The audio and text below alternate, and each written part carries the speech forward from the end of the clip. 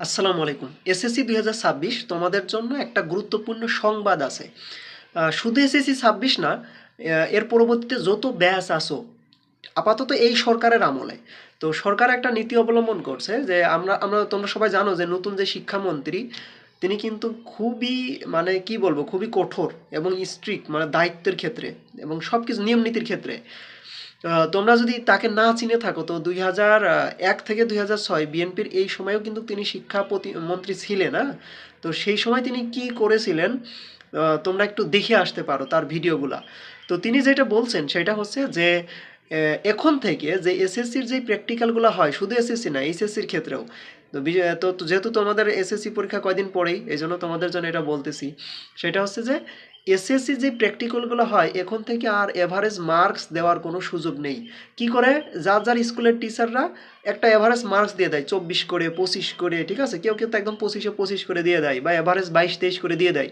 এইবার এমন কোনো সুযোগ নাই, এটা কিন্তু খুব মাথায় রাখো। এই জন্য প্র্যাকটিক্যালটা খুব ভালো করে লিখবা এবং ভালো করে পড়বা। যেদিন যেই প্র্যাকটিক্যাল তার আগে তুমি ওই যেই প্র্যাকটিক্যালগুলো তুমি খাতায় লিখেছো বা তোমাকে লিখতে হয়েছে ওই প্র্যাকটিক্যালগুলা হচ্ছে গিয়ে ভালো করে পড়ে যাওয়া।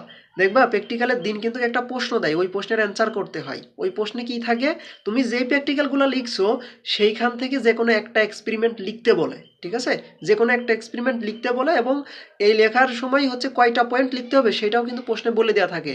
তো তুমি এইটা যেটা যেটা লিখতে হবে এটা স্যারের মাধ্যমে জেনে নিয়ে তুমি আগে থেকে এটা মুখস্থ করবা, মুখস্থ করে নিয়ে মুখস্থ করবা বা বুঝে যাবা, কিভাবে যাবা সেটা তোমার ব্যাপার, কিন্তু তোমাকে এটা বাড়ি থেকে হোমওয়ার্ক করে যেতে হবে।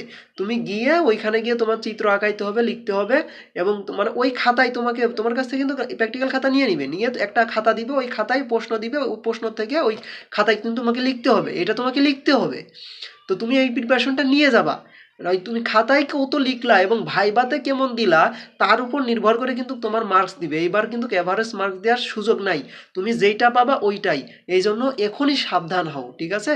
ওই যে আমি হচ্ছে ৫০০ টাকা দিলাম, ১০০০ টাকা দিলাম, এভারেজ একটা মার্কস দিয়ে দিবে, সেটা দিবে না।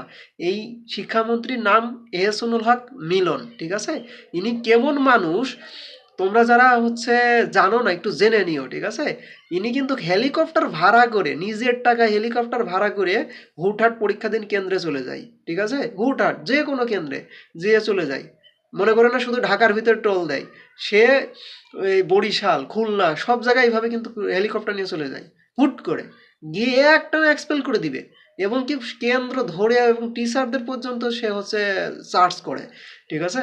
তো সুতরাং এখন থেকেই একদম প্রস্তুতি নাও যে মেন পরীক্ষার সাথে সাথে আমার প্র্যাকটিক্যালটা ভালো করতে হবে।